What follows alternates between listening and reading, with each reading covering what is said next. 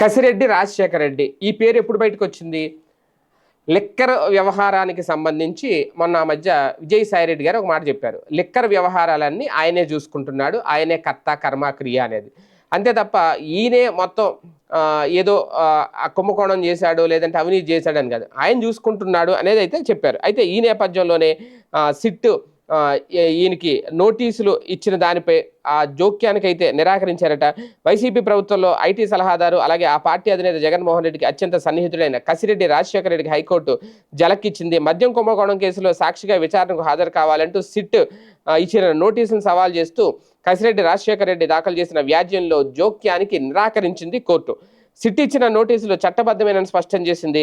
విచారణకు హాజరైనప్పుడు తొందరపాటు చర్యలు తీసుకోకుండా సిట్టు నిలవరించాలి అని చెప్పి కసిరెడ్డి తరపు సీనియర్ న్యాయవాది పి నాగేశ్వరరావు చేసిన అభ్యర్థన సైతం న్యాయస్థానం తోసిపుచ్చింది. విచారణ సమయంలో వీడియో రికార్డ్ చేసేలా ఆదేశించాలని, న్యాయవాదులను అనుమతించాలని చేసిన విన్నపాన్ని కూడా తిరస్కరించింది. పిటిషన్లో ఇలాంటి అభ్యర్థనలు చేయలేదని గుర్తు చేసింది. కసిరెడ్డిని ఆయన ఇంటి వద్దే విచారించేలా ఆదేశించాలని చేసిన మరో విజ్ఞప్తిని కూడా న్యాయస్థానం తోసిపుచ్చింది. అలాంటి ఉత్తర్వులు ఇవ్వడానికి ఆయన 60 ఏళ్లకు పైబడిన వారు కాదు కదా అంటూ వ్యాఖ్యానించింది. తదుపరి విచారణకు హాజరయ్యేందుకు తగిన సమయం ఇచ్చేలా సిట్ను ఆదేశించాలని కసిరెడ్డి తరపు న్యాయవాది చేసిన అభ్యర్థనను పరిగణలోకి తీసుకున్న న్యాయమూర్తి సముచిత సమయం ఇచ్చి తాజాగా నోటీసు ఇవ్వాలని సిట్ను ఆదేశించారు. హైకోర్టు న్యాయమూర్తి జస్టిస్ ఎన్ హరినాథ్ ఈ మేరకు ఉత్తర్వులు ఇచ్చారు. అంటే ఒక రకంగా వరుసగా ఈయన పెట్టుకున్న పిటిషన్లు ఏవైతే ఉన్నాయో అవన్నీ కూడా తోసిపుచ్చింది కోర్టు. ఒక అతిపెద్ద షాక్ తగిలింది కసిరెడ్డి రాజశేఖర రెడ్డికి.